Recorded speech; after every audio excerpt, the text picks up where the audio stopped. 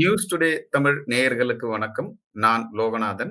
குறிப்பா தர்மசாலா பத்தி பல்வேறு அப்டேட்கள தொடர்ந்து நாங்கள் தந்து கொண்டிருக்கிறோம். இந்த வீடியோவ சப்ஸ்கிரைப் பண்ணிட்டு பாருங்க. வணக்கம் அசோக்குமார். வணக்கம் சார். தர்மசாலாவுல மீண்டும் அந்த குழிகள் தோண்டப்படுது அப்படின்னு சொல்றாங்க. என்ன அப்டேட்டு? எவ்வளவு எலும்புக்கூடுகள் கிடைச்சிருக்கு? கொஞ்சம் டீட்டெயில்டா சொல்லுங்க. புதிய சாட்சிகள் ஏதாவது கிடைச்சிருக்கா? சார் நான் கடைசி பேட்டியிலேயே உங்கள்ட்ட சொல்லியிருப்பேன். இவரு யாரு கவுடா, விட்டல் கவுடா அப்படிங்கிறவரு இருக்காரு. அதாவது சௌஜன்யாவோட எஸ். தாய்மாமா விட்டல் கவுடாவ தாய்மாமா. எஸ்ஐடி வந்து இந்த பங்களேகுட்டா அப்படிங்கிற ஒரு பகுதிக்கு கூட்டிட்டு போனப்ப, கிட்டத்தட்ட ஒரு 7ல இருந்து 8 எலும்புக்கூடு மேல அப்படியே கடந்தது. அதாவது மண்ணுல புதைக்கப்பட்டது. மழை வந்து மண் சரிவு உண்டான காரணத்தினால, சில பாடிகள் டெட் பாடி மேல வந்திருக்கு. எலும்புக்கூடுகள் கண்ணுக்கு தெரியிற மாரி இருந்துச்சு. அது அது ஒரு பேட்டில் ஃபீல்டு மாரி. அதாவது யுத்தம் நடந்த ஒரு இடம் எப்படி இருக்கும்? அந்த மாரி ஓகே. இருந்ததா வந்து அவரு எஸ்ஐடி விசாரணை முடிச்சுட்டு வந்து ஒரு வீடியோ பதிவ வெளியிட்டிருந்தாரு. அது இல்லாம சில பேர் வந்து ஹைகோர்ட்டுக்கு ஒரு பெட்டிஷன் போட்டிருந்தாங்க. ரிட் பெட்டிஷன் போட்டிருந்தாங்க.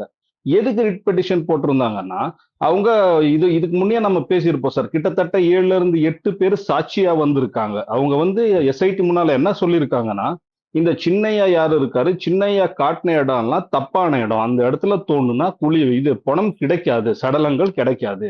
நாங்க காட்டுற இடத்துல வந்து தோண்டுங்க, சடலம் கிடைக்கும் அப்படின்னு அவங்க சொல்லியிருப்பாங்க. ஆனா, இதுல எஸ்ஐடி வந்து இதுவரைக்கும் அவங்க காட்டுன இடத்துல வந்து குழி தோண்டி இருக்க மாட்டாங்க. அதனால புரந்தர கவுடா அப்படிங்கிறவரு என்ன பண்றாரு, ஹைகோர்ட்க்கு ஒரு ரிட் பெட்டிஷன் போடுறாரு. எஸ்ஐடி வந்து நான் குடுத்த கம்ப்ளைண்ட்ட இதுவரைக்கும் சீரியஸா எடுத்துக்கல. நாங்க வந்து சில இடத்த பாயிண்ட் பண்றோம். அங்க வந்து பிணங்கள் கிடைக்கும் தோண்டுங்கன்னு சொல்றோம். தோண்ட மாட்டேங்கிறாங்க. நாங்க காட்டுன இடத்துல பிணங்கள் கிடைக்கலைன்னா, சட்ட ரீதியா எங்க மேல நீங்க எந்த நடவடிக்கையாவது எடுங்க. ஆனா நாங்க காட்டுன இடத்துல தோண்டியே தீரணும்னு ஹைகோர்ட்க்கு ஒரு பெட்டிஷன் போடுறாங்க. திங்கட்கிழமை ஹைகோர்ட்டும் ஒரு நோட்டீஸ் இஷ்யூ பண்ணுது எஸ்ஐடிக்கு. இவங்க காட்டுன இடத்துல எதுக்கு நீங்க எக்ஸ்கவேஷன் பண்ணக்கூடாது அப்படின்னு ஒரு கேள்விய எஸ்ஐடி முன்ன வைக்குது. அதே நாள் வந்து புரந்தர கவுடாவும் வந்து ஒரு விட்டல் கவுடாவும் ஒரு வீடியோ பதிவை வெளியிடுறாரு. அதுல என்ன இருக்குதுன்னா, இந்த மாதிரி ஒரு 7 சடலங்களை நான் பார்த்தேன் அப்படின்னு சொல்றாரு. இன்னைக்கு வந்து ஹைகோர்ட்டோட நோட்டீஸ் அண்ட் இந்த விட்டல் கவுடாவோட ஸ்டேட்மெண்ட் ரெண்டையும் பேஸ் பண்ணி எஸ்ஐடி வந்து அந்த இடத்துல எக்ஸ்கவேஷன் பண்ண வேண்டிய ஒரு கட்டாயத்துக்கு ஈடாகுது. நேத்து அவரு மொஹந்தி என்ன ஐபிஎஸ் மொஹந்தி போய் சிஎம் நேத்து போய் பார்த்து பேசியிருக்காரு. அவர் நேத்து சிஎம் பேசினது எல்லா மீடியாலையும் வந்து பெரிய நியூஸ் ஆனது. அப்பயே வந்து தெரியும் இந்த பங்களே குட்டா பகுதியில வந்து எக்ஸ்கவேஷன் கண்டிப்பா நடக்கும்னு. இன்னைக்கு ஒரு 3 டீமா வந்து பிரிஞ்சிருக்காங்க. 50 அதிகாரிகள். அதுல வந்து ஃபாரஸ்ட் டிபார்ட்மெண்ட்டை சேர்ந்தவங்க, ரெவென்யூ டிபார்ட்மெண்ட்டை சேர்ந்தவங்க, எஃப்எஸ்எல் டீமுக்கு சம்பந்தப்பட்டவங்க, அது இல்லாம 20 பேர் எஸ்ஐடி டீம் உறுப்பினர்கள் யாரு இருக்காங்க, 20 பேர் அதிகாரிகள், போலீஸ் அதிகாரிகள். இவங்கள ஒரு 3 டீமா டிவைட் பண்ணி 13ல இருந்து 15 ஏக்கரா அளவுக்கான ஒரு பகுதி, அது பங்களகுட்டாங்கிற பகுதியில வெவ்வேறு இடத்துல வந்து இவங்க பரிசோதனை பண்ணிருக்காங்க. எக்ஸ்கவேஷன் பண்ணல, பரிசோதனை பண்ணிருக்காங்க. அந்த பரிசோதனையில மேலேயே ஒரு 9 எலும்புக்கூடுகள் கிடைச்சிருக்கிறதா அதிகாரப்பூர்வ தகவல் இப்ப வெளியாயிருக்கு சார். போகும்போதே எஸ்ஐடி டீம் நிறைய உப்பு அண்ட் அந்த எலும்புக்கூடுகளை பராமரிக்கிறதுக்காக, அதை போடுறதுக்காக இந்த பிளாஸ்டிக் டியூப்ஸ் மாதிரி எல்லாம் எடுத்துட்டு போனதை வந்து ஜனங்களே பார்த்திருக்காங்க. நாங்களும் அதை வீடியோ பதிவு உங்களுக்கு எடுத்து வீடியோ அனுப்பியிருக்கோம். அதுல வந்து அந்த எலும்பு கூடுகளை போட்டு வெளியே கொண்டு வந்திருக்கிற நியூஸ் வந்துட்டு இருக்குது. அது எஃப்எஸ்எல் டீம் பறிமுதல் செஞ்சு இப்ப மணிப்பாலுக்கு அந்த எலும்பு கூடுகள் போயிட்டு இருக்கு. இது மூலியமா சின்னையா சொன்ன ஸ்டேட்மெண்ட் உண்மைதான் அப்படிங்கிறது வந்து நிரூபிக்கத்தக்க ஒரு சாட்சியா இதை வந்து கருதப்படுது.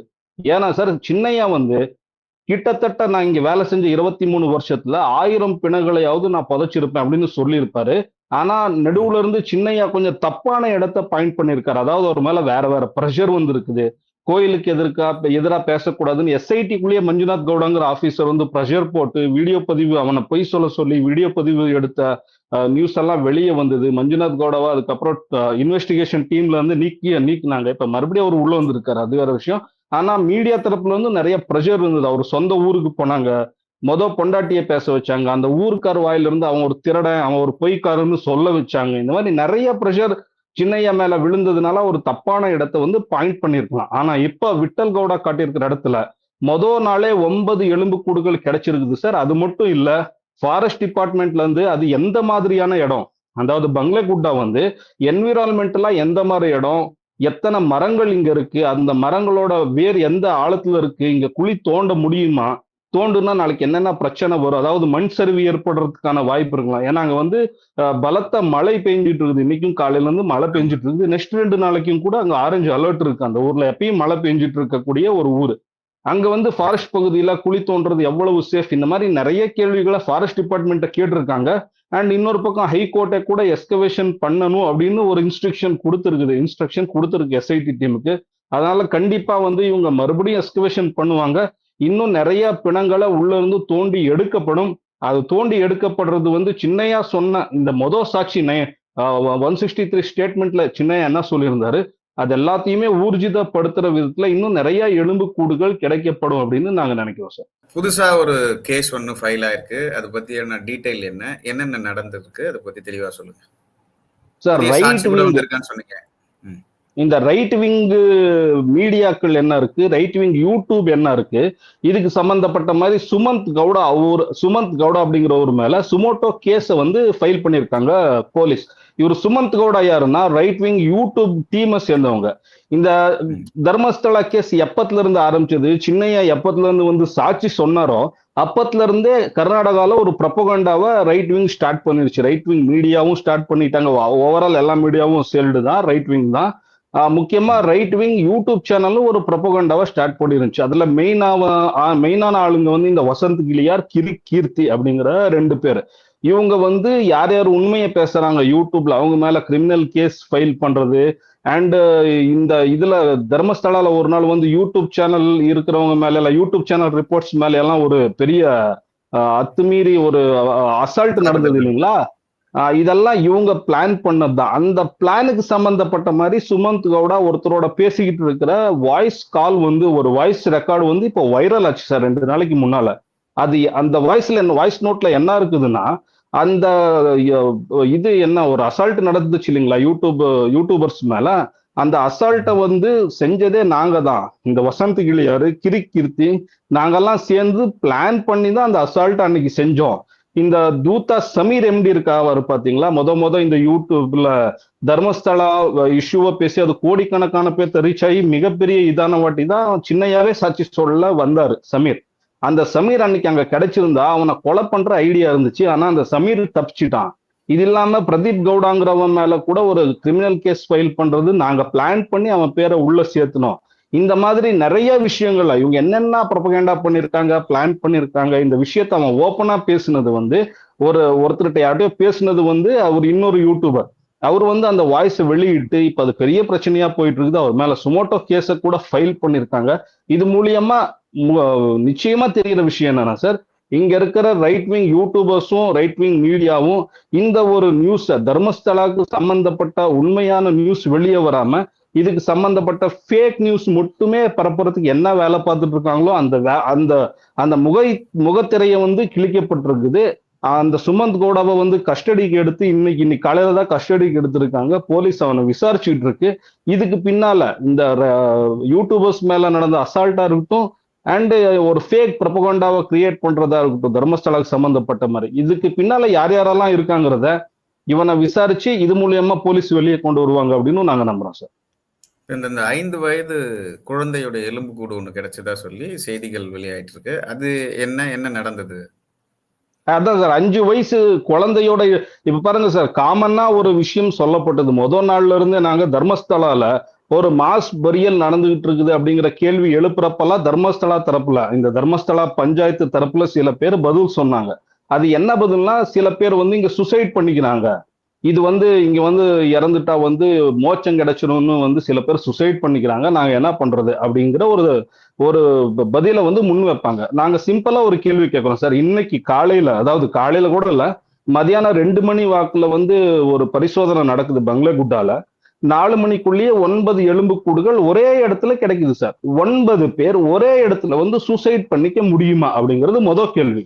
2வது கேள்வி என்னன்னா, 5 வயசு குழந்தை, அதாவது முந்தா நாள் பார்த்த பாடியே இன்னைக்குதான் வந்து ரெக்கவரி பண்ணிருக்காங்க. விட்டல் கவுடா முந்தா நாள் பார்த்துட்டு என்ன சொன்னார், 5 வயசு குழந்தை பாடியை நான் பார்த்தேன், அதுக்கு பக்கத்துல மாந்திரிகம் பண்ணதுக்காக சில குறியீடுகள் எல்லாம் இருந்ததுன்னு. அந்த 5 வயசு குழந்தை வந்து அங்க சுசைட் பண்ணிக்குமா? அந்த 5 வயசு குழந்தை எதுக்கு அந்த மலைப்பகுதியில வந்து சுசைட் பண்ணிக்கணுங்கிறது கேள்வி 1. 2வது கேள்வி என்னன்னா, இவங்க அங்க வந்து அன்நேச்சுரல் டெத் ஆனவங்கள தான் கொண்டு வந்து சுடுகாடு இல்லைன்னு இங்க வந்து ஃபாரஸ்ட் பகுதியில ரிசர்வ் ஃபாரஸ்ட் பகுதியில புதைச்சிருக்காங்க அப்படிங்கிறதே உண்மையா இருந்தா இப்ப அந்த 9 பேர்த்தோட டீடைல் பஞ்சாயத்துல இருக்கணும் இல்லைங்களா? அந்த 9 பேர் யாரு, அவங்கள புதைக்கிறதுக்கு முன்னால எடுத்த போட்டோஸ், அவங்க பேர் என்ன, யார் யாரை எங்கெங்க புதைச்சிருக்கோம் அப்படின்னு ஒரு மேப் ஏதாவது பஞ்சாயத்து கிட்ட இருக்கணும் இல்லைங்களா? ஆல்ரெடி எஸ்ஐடி வந்து பஞ்சாயத்துல இருந்தும் நிறைய டாக்குமெண்ட்ஸ் எடுத்து வெரிஃபிகேஷன் பண்ணிட்டு இருக்குது. அண்ட் மூணாவது விஷயம் சார், 1927 இந்தியன் ஃபாரஸ்ட் ஆக்டுக்கு கீழே ஃபாரஸ்ட் பகுதியில நீங்க அத்துமீறி நுழையிறதே தப்பு. அண்ட் அப்படி இருக்கும்போது இந்த இடத்துல வந்து இத்தனை பிணங்களை எப்படி புதைச்சிங்க அப்படிங்கிற கேள்வி ஒண்ணு வருது.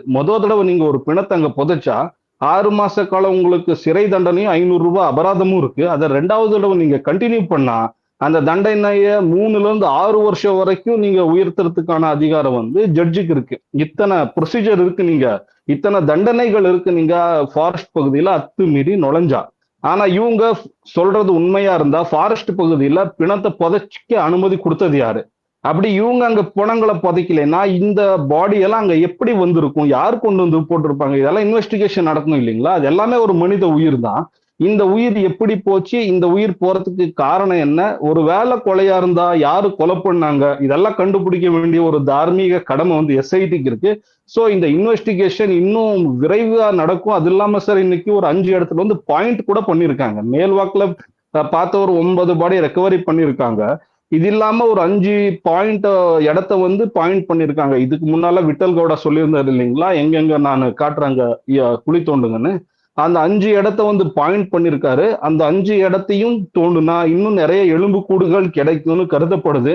இப்ப இந்த மீடியாக்கள் எல்லாம் இந்த நியூஸை எப்படி கவர் பண்ணுவாங்க அப்படின்னு நாங்க குதூகலமா காத்துக்கிட்டு இருக்கோம் சார். ஏன்னா நிறைய மீடியாக்கள் வந்து என்ன சொன்னாங்கன்னா, இது வந்து விலகிருச்சு, விலகிய தர்மஸ்தலா மர்மங்கள், இதெல்லாம் பொய் குற்றச்சாட்டு, இதுக்கு பின்னால சூழ்ச்சி இருந்ததுன்னு, மிகப்பெரிய திருப்பம் அது இதுன்னு. இப்போ 9 பாடி கிடைச்சிருக்கு சார். இப்ப நான் சிம்பிளா ஒரு கேள்வி கேட்கிறேன். தமிழ்நாட்டை விட ஒரு பெரிய வழிபாட்டு தலங்கள் கர்நாடகால இல்ல. இந்து வழிபாட்டு தலங்கள்னா திருவண்ணாமலையை விட பெரிய வழிபாட்டு தலங்கள் எதுவும் கிடையாது. காமாட்சி இருக்கலாம், மதுரை மீனாட்சி இருக்கலாம். இப்ப திருவண்ணாமலை சுத்தியே வனப்பகுதி இருக்கு. நான் திருவண்ணாமலை போயிருக்கேன். அங்க ஒரு பாடி கூட இது வரைக்கும் கிடைக்கல. தர்மஸ்தலால கோவில்ல இருந்து 1 கிலோமீட்டர் தூரத்துல இருக்க பங்களகுட்டால கொத்து கொத்தா இவ்வளவு பாடி கிடைச்சது. ஒரு மீடியாவாவது கேள்வி கேக்குதா? இந்த இடத்துல இந்து வழிபாட்டு தலங்கள்ல எதுக்கு இத்தனை பாடி ஒரே இடத்துல கிடைச்சிருக்கு? இவங்க சாவுக்கான காரணம் என்ன? இதுக்கு பின்னால யாரு இருக்காங்க? இது சுசைடா, கொலையா இருந்தா யாரு செஞ்சிருக்கலாம்? ஒரே இடத்துல இத்தனை பாடி கிடைக்குதுன்னா இதுக்கு பின்னால ஏதோ ஒரு மர்மம் இருக்கணும் இல்லையா? ஒரு மீடியா கூட இது வரைக்கும் கர்நாடகத்துல கேள்வி கேட்கல சார். தமிழ்நாட்டுல யாராவது கேள்வி கேட்டிருந்தா ஏதாவது மெயின் ஸ்ட்ரீம் மீடியா, தயவு செஞ்சு நீங்க தான் சொல்லணும். அதை அந்த போல ஒரு நிகழ்ச்சி நடக்கிறதுக்கு வாய்ப்பு இல்லை. இருந்தாலும் இதை பத்தி தற்பொழுது வந்து தமிழ்நாட்டில் இருக்கக்கூடிய மீடியாக்கள் பேசல, அமைதியா இருக்கிறாங்க.